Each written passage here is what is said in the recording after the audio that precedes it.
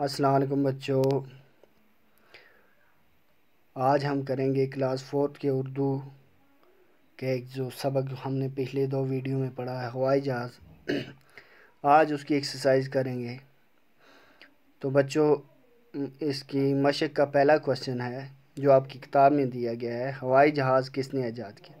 تو بچوں ہم نے پڑھا ہے کہ ہوائی جہاز کے موجد کون ہیں، یعنی ایجاد کرنے والے آلبرٹ رائٹ اور ویلبر رائٹ، یعنی یہ 2 بردر تھے، 2 بھائی تھے جنہوں نے یہ ایجاد کیا۔ ہم لکھیں گے اس کا جواب لکھیں گے سوال کا، ہوائی جہاز رائٹ بردرز نے ایجاد کیا، یا آپ دونوں کا نام بھی لکھ سکتے ہیں کہ ہوائی جہاز آلبرٹ رائٹ اور ویلبر رائٹ نے ایجاد کیا، یا ہوائی جہاز کے موجد آلبرٹ رائٹ اور ویلبر رائٹ ہیں، یا ایسے بھی لکھ سکتے ہیں ہوائی جہاز رائٹ برادرز نے ایجاد کیا۔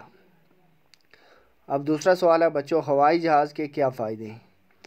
تو بچوں اس کا جواب ہم لکھیں گے، ہوائی جہاز کی بدولت مہینوں کا سفر گھنٹوں اور گھنٹوں کا سفر منٹوں میں طے کر سکتے ہیں۔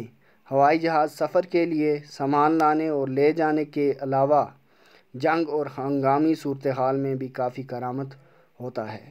جہاز سے ہم صرف ایک جگہ سے دوسری جگہ نہیں جاتے بچوں، بلکہ اگر کہیں کچھ مصیبت آ جائے، سیلاب آ جائے، کوئی زلزلہ وغیرہ آ جائے تو وہاں بھی مدد کے لیے ہوائی جہاز سے جلد پہنچا جا سکتا ہے۔